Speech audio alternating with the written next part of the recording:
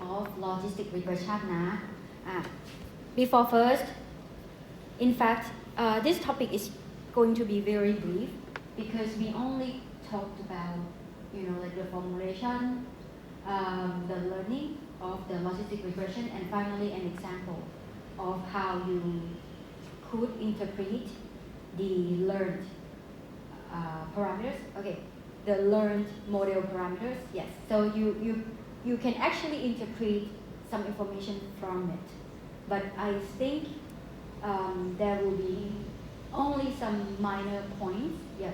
So yes, today very likely we will finish this lecture quite quickly, and perhaps I will give you a question for you to go back home and think about it. Okay. In the loss function of the logistic regression. Not that loss function that I provide that explanation, but the other, there's some related information, yes. Okay, first of all, when we talk about logistic regression, logistic regression is actually a mapping function. So the function looks like this, like you have an fx, and x is the it could be your input feature, it could be your input linear model. Like if you provide this x as maybe beta transpose s, and let's say if s is your input feature and beta is the linear model, right? Linear model parameters, like it's just like a matrix, it's just a vector multiplication into this function. Then, and then finally, when you put it in here, actually what logistic regression give you is like, it give you a new mapping that will scale the value of your output from, let's say, previously, your data distribution could go, let's say, from minus infinity to infinity. This could be your beta transpose S. But that logistic regression will give you the mapping such that the value of the output will be bounded between 0 and 1. And that's the reason why people mostly use logistic regression for classification or maybe task that you want to interpret the outcome as maybe a probability, like a probability value, because the value is ranging between 0 and 1. Or it can be used in any application where your output requires some scaling. But the thing is, when we use logistic regression for our classification task, we actually go further than that a little bit.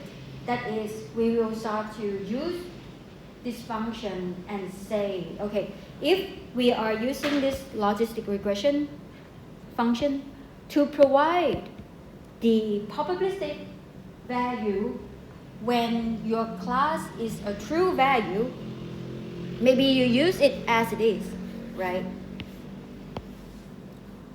Or maybe if you say you're doing binary classification, when your target class, when your predicted class is equal to 1, then you use this function to represent the probabilistic value of that class.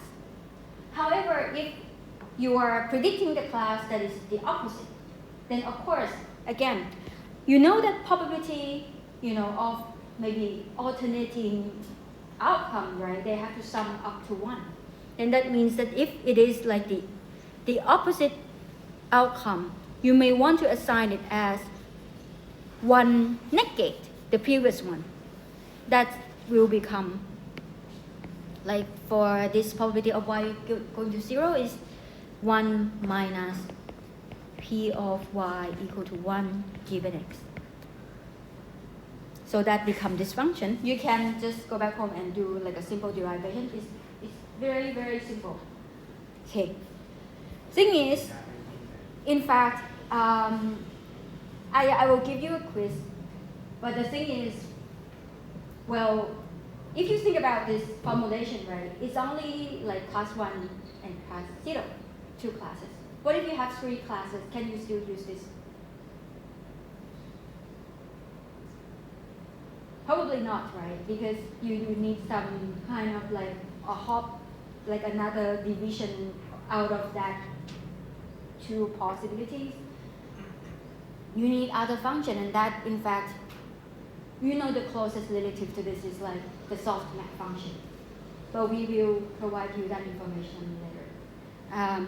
Okay.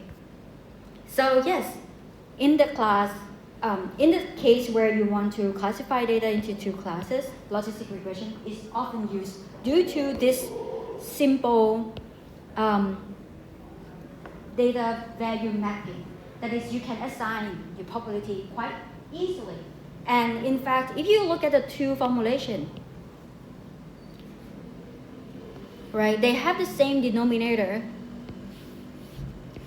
but their numerator is different by just, one is 1, the other one is exponential of x transpose beta. And yeah, that's kind of like simple. And then, one more thing that I would like to emphasize again, as you know that, if our input is like a linear combination, then that actually means that you can put this logistic function on the top of your linear regression. So that means you can cast your learning as, once you have the output from your linear function, you feed that output to this logistic regression and do the learning. Then it should give you exactly the same result as if you were to use like a logistic regression tool from sklearn. So this is one thing that you could keep in mind. And maybe just go back home and do some exercise. But of course, when we have this, right, probability, of course, we can use this probability of, being in class 1 or class 0 to do the learning. And when we do the learning, yes, with this probability, right, we have to then find the joint probability of your entire sample. That's where you start. And in fact, when you formulate the learning loss for any other classification task, it would go the same. Like, it starts from you trying to compute the probability of all of your samples, right? And in this case, they are focusing on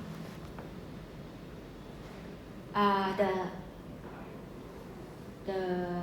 likelihood part, because when you learn the model parameters, the optimized variable will be beta, will be the given one. So you're optimizing for beta using a likelihood. So your formulation will be, okay, maybe I should go with this first.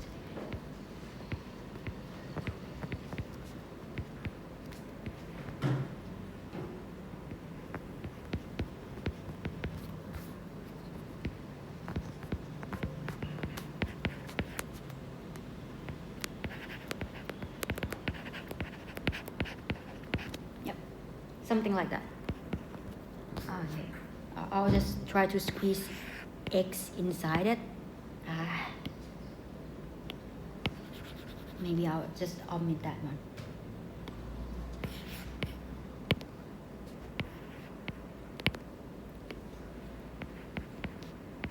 Okay. And because when we do the training, right, we use a set of training data which may contain m training samples in this case. So if we have m training samples and we assume that they are independent, identically independent, IID, therefore we can decompose that joint distribution into these products of probability, right? After that, we can start to assign, what is the function of this probability of this binary class probability. Then you can start using this formulation for your Bernoulli, right? after you plug this in, just notice that, when you do a log of multiplication, then you can separate this term to here and that term to there, right? And notice that both of these terms are still somewhat being sorted by the index j. So that means it's actually like, for j equal to 1 up until j equal to m. This is something that you don't forget, right? Because if you forget, you may incorrectly derive the loss function. And once you got this term, what's next, right? We then start to plug in the value of your probability using that sigmoid function. Then you got this one for this one, and of course this one, this entire one, with that one, right? Notice that sum from j equal to 1 over m still go for the entire loss function. And this is a part that could be tricky. Thing is, if you think about the fact that, if we calculate our joint distribution like this means that we can actually decompose this term into two sets, right? One is where y is equal to 1, and the other is where y equal to 0. But the thing is, it depends, like whether or not, how should I say? It's like, it depends on your data set. Like how many samples that are indicating label equal to 1, how many are indicating the label equal to 0. And if you remember last time that we've learned that if we have the samples pertaining in one class, if we have samples in one class that is outnumber the others, then you get the case where you get class imbalance. But let's don't look at that for the time being, but we will start grouping that term into those with a positive label and those with a negative label, right? And after that, we can notice that in fact, okay, for this log term that is similar, you can somehow group it back, but that means that your amount of samples will have to increase from just P or Q to P plus Q, and that will be equal to 1 from 1 to M. It will go back from 1 to M again.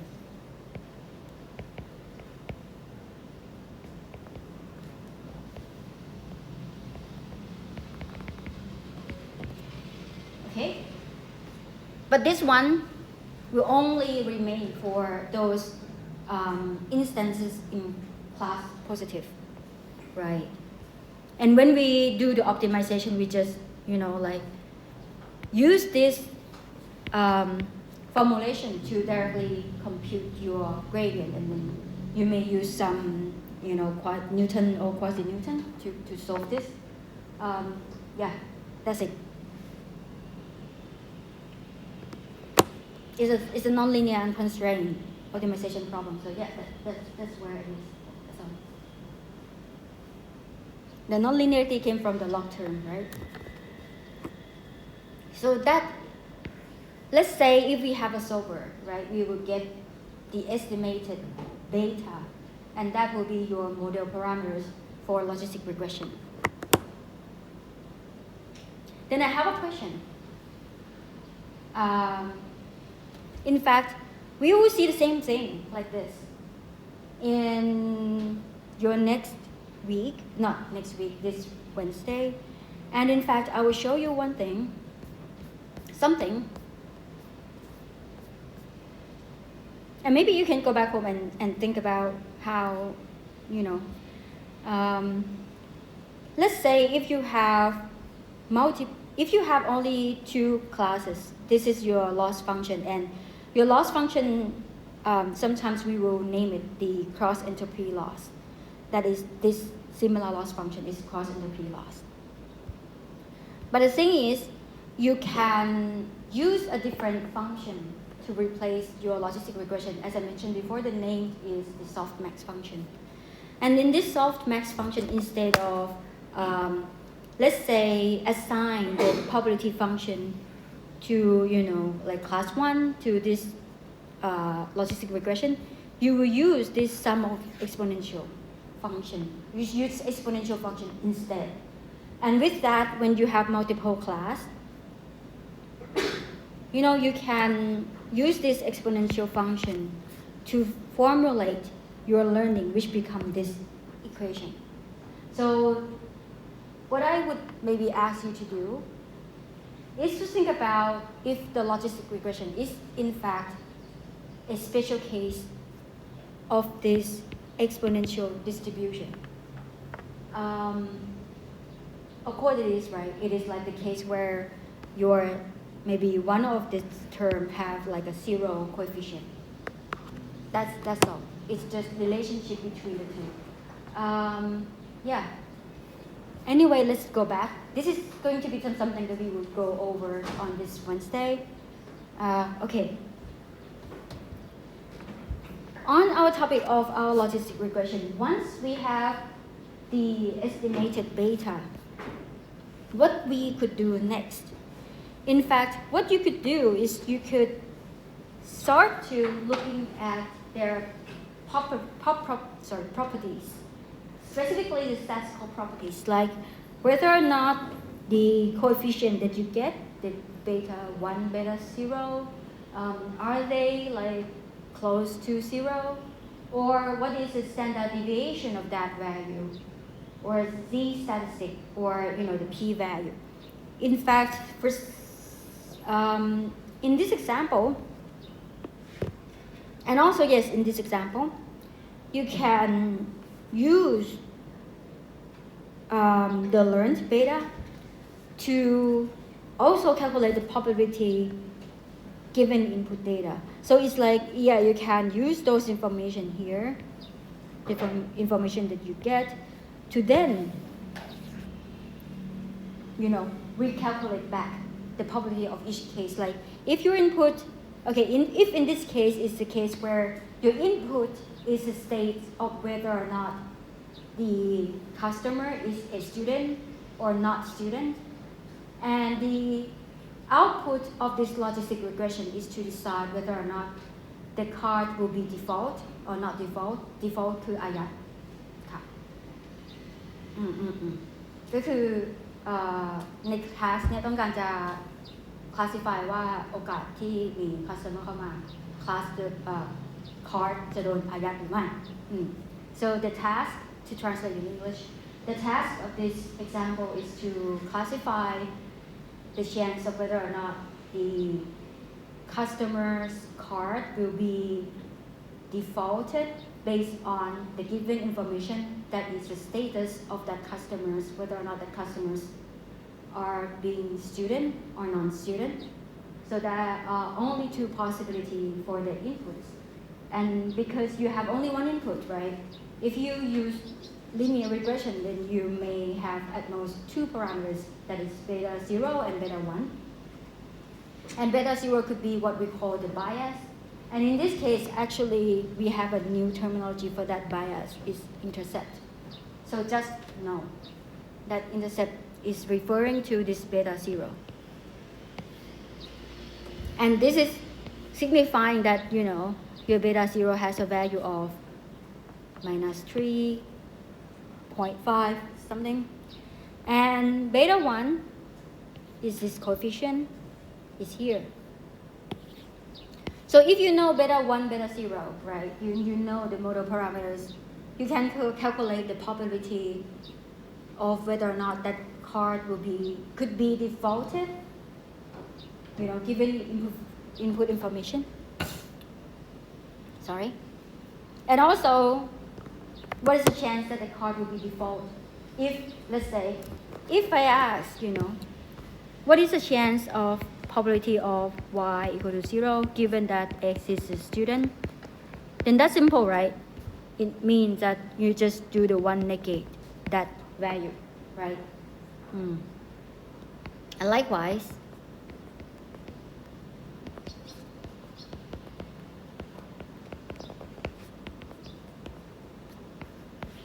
right? And what else can you do with this?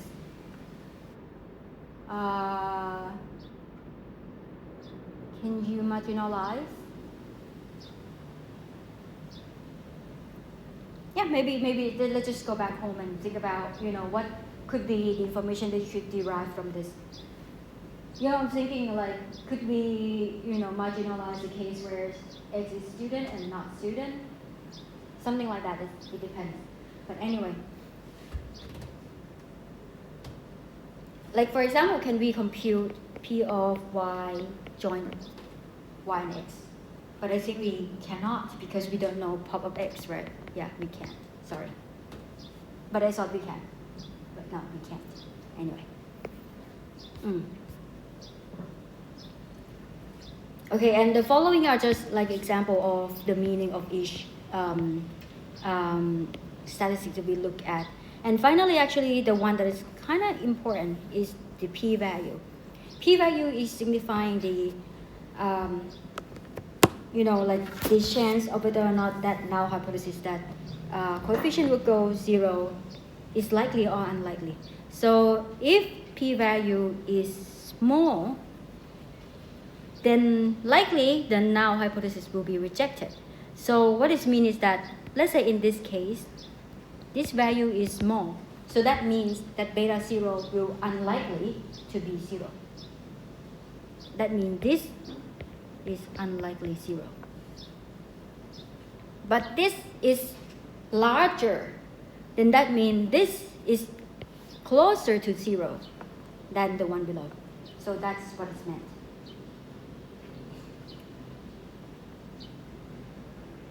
And statistic is more like your distance, the distance of this coefficient from the null hypothesis, from it being 0. And yeah, you can see that actually C hypothesis and p-value are something that should go together. That is, if you have this p-value to be something high, then this should have like a closer distance towards that null hypothesis because p is higher. Meanwhile, if this p is lower, then that means it's less likely to be the null hypothesis. Therefore, this beta 0 should be somewhere far away from the null hypothesis. Therefore, the distance is large. And distance in this case, the sign is with it. So you just need to be careful about, like when we say it's large or small, it's absolute value. But anyway, see that statistic could be reported with sign. So that's something. What about standard error? If we talk about standard error, it's actually the standard deviation from the expected value. So in this case, you can compute the expected value by using an approximation that is sample mean. So you can do something like sum of beta I from 0 to 1 divided by 2. That's it, right? Or on the other word, it's just beta 0 plus beta 1, right? That expectation? Yeah, that's all.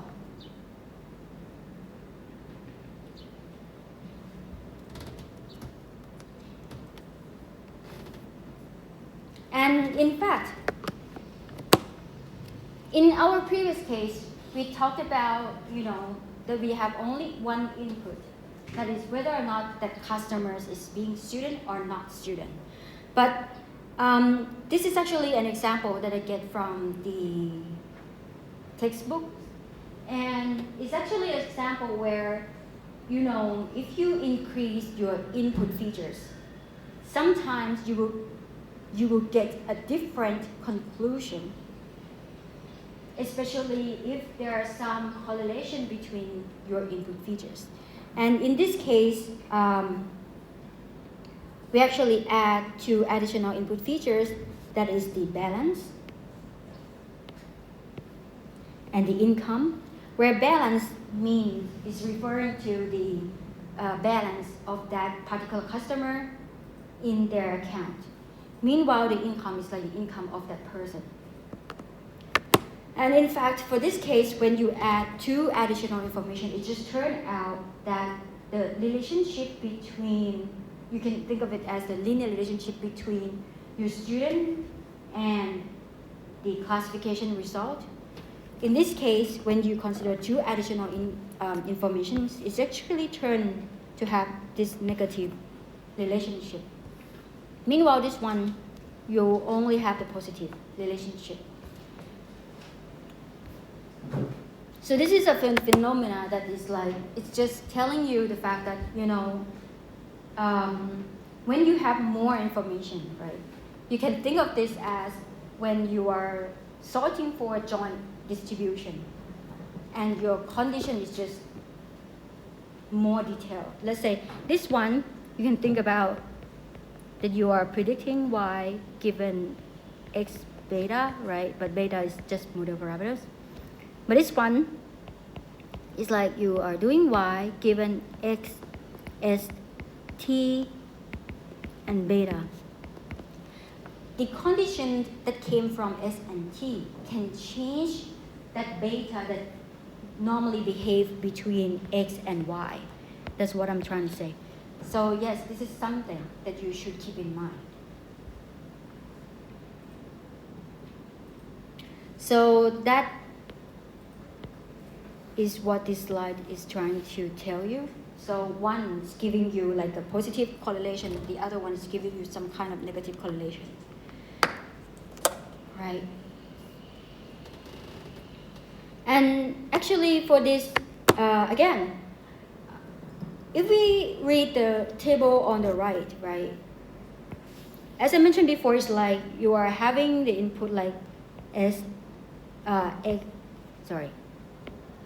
like let's say if you use this, okay, maybe denoted as B, I, and this S is B, I, S. It's like a joint conditions of that customer, that particular customer. So you have more detailed information to think about.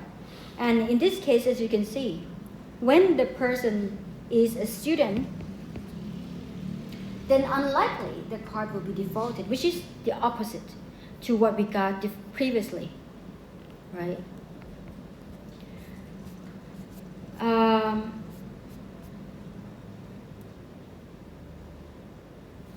Anyway, in fact, the following example, the one that came after, we'll start talking about, if we get into this case where we start to have like an opposite relationship between our input and the classification result, and as we have to go deeper, what are the relationship between each of them? And just to let you know, this is just an example that is more like example that I borrowed from textbooks. I haven't verified if it's true or not, because to me somehow it seems to be a little faulty, but it just want you to know that when you increase more information, sometimes you get the relationship as the following. Okay, in this example, this credit card example, the orange line is referring to the status of, is referring to the credit balance versus the default rate of being a student, of the customers being student, and this blue one is being non-student. And these two dashed lines are actually like the average of the default rates.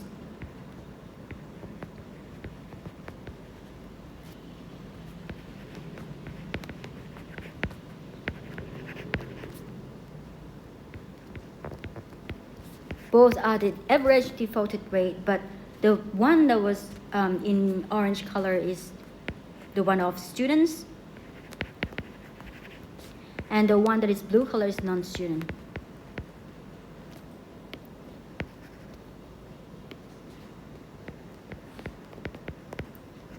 So with this, you kind of see the two different tendencies. That is the one that is the average. It's actually telling you that the non-student customers are unlikely to have their credit card defaulted, because the blue line is below the orange line. However, if you look at like a per sample result, you can see that the student default rate is actually lower than the non-student for most cases across all the credit balance, most of it. Maybe there's some of that is like the orange line is over, and that's the reason why it's above here. But yeah, as I mentioned before, this example is a little questionable for me. But anyway, let's say if this happened, then that means that maybe you should look further as to the relationship between students and maybe your, like how is that could be related to your credit card, the chance that the default rate, yeah. So in this case, they actually look further to not just the credit card balance, but when they look at the student status and try to just check, like what's the distribution of being student and non-student versus the credit card balance. And that's actually like another dimension that they look at. And it just turned out that students as a whole tend to have the higher credit card balance versus the non-student. And with that may be the reason why, like at the end of the day, yeah, across all distribution, you got this line. Sorry.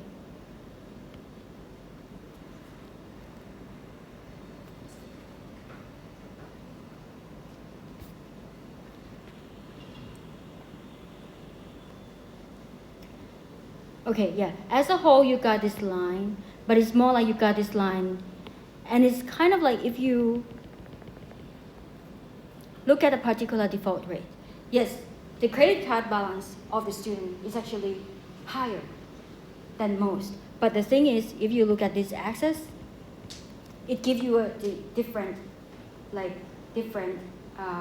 conclusion that the default rate of a student at a card balance is lower. So to me, this is more like an example of how data could behave in a way that is kind of unpredictable.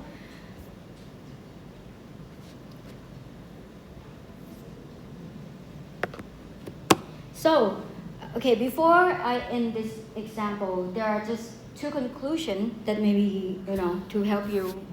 But I honestly find that this example is a little confusing. Have I ever met cases like that? Actually, I provide a case that is sort of similar to this.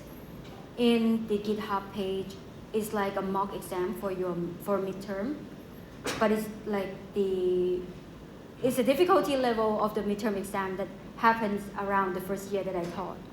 But in this year, it's not going to be that difficult. But you can look at that example and try to see what's going on. It's actually an example that you get this confusing relationship between data. And that happened because there are actually some correlation between the features. Let's say if one feature is positively correlated with another, and it's just turned out it's negatively correlated with the third one. But somehow the strength of that negative correlation, if it could outperform the positive correlation, then you get the overall conclusion to be negative. But if it's not that outperforming, it's not like the negative relationship is just small, then you get a positive anyway. So that's something you can look at it. Like actually, yeah, to reduce the confusion, I actually provide this like a two conclusion. Yep, that's it for today.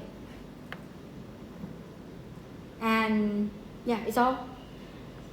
I don't want to start on neural network, but as I mentioned before, I give you this example, like, if you can approximate this logistic regression with this exponential term, and this exponential term is actually like a softmax. You can go back and try to derive this one for multi-class classification. Some of you done multi-class classification, aren't you? No? Maybe just go back home and try.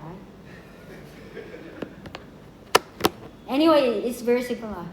Yeah, and on this Wednesday, we'll go over neural network. Yep, that's it.